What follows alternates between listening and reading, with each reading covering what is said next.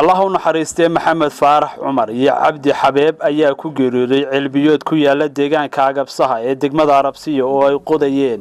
maamulka gobolka Gibiley kan degmada Arabsiya iyo dadweyne tiro badan ayaa goobta soo gaadhay si ay cilbiyoodka uga soo saaraan meydka labada marxuum goobjooga deegaankaasi ayaa telefishinka Home Cable waxa uu ga warramay sida nimanku ay ku galeen ceelka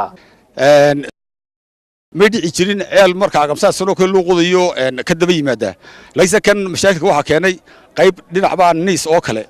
أي أحد حالة طولنا إن واحد داي روب عادو دبع له أي داي بدك لو واحد كله ويد قيب ثوراب كله ويدو تلفتيد ومشاكل هو كان ساين بيها ولا ورابين تلفتيد إنه هو كانان محاكو ده داي دجاج كانان مركع واحد على عون حرستو يهلكينا سمية مع الله كسيه waxa ku dhintay laba nin markii hore waxa qodayay ilaa 10 nin baa qodayay ceelka oo qodi jiray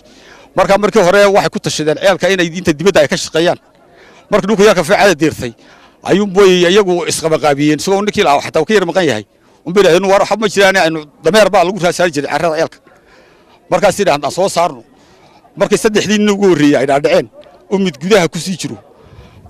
midna u dhaxasii marayo kii kalena ku dhow yahay ayuu ceel soo gariray كيس دحات مركز سوق مجموعة كذا عم بالله جاره ولا قصو صاري لبضان مرحومنا ويكون gudoomiyaha gobolka Gibiley Maxamed Cusmaan Xaaji Axmed ayaa isna iiga warramay dhimashada labada marxuum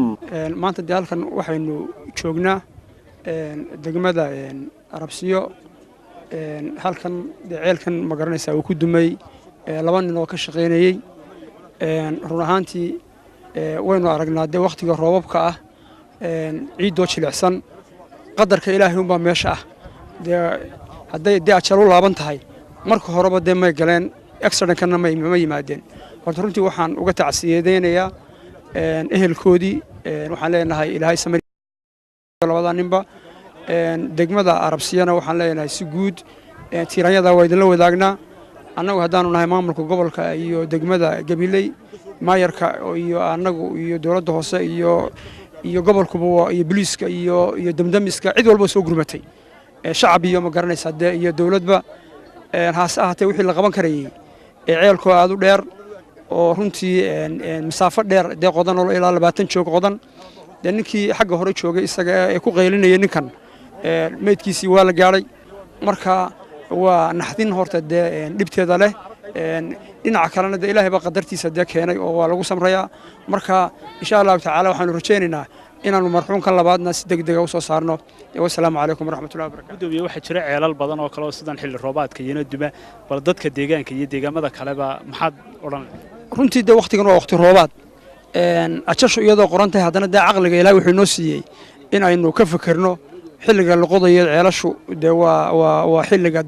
abaarta ay tahay ama jiilaalka ay tahay oo ciiduna ay adag tahay runtii bulshada iyo deegaamada ku xareeraysan intaba iyo gobolkaba waxaan kula talinaynaa in aan gelin xilliga roobku socdo ceelasha aan la qodin inta dhulku ka qalalayo Xasan Galayd Home Cable TV deegaanka Agabsaha ee degmada Arabsiyo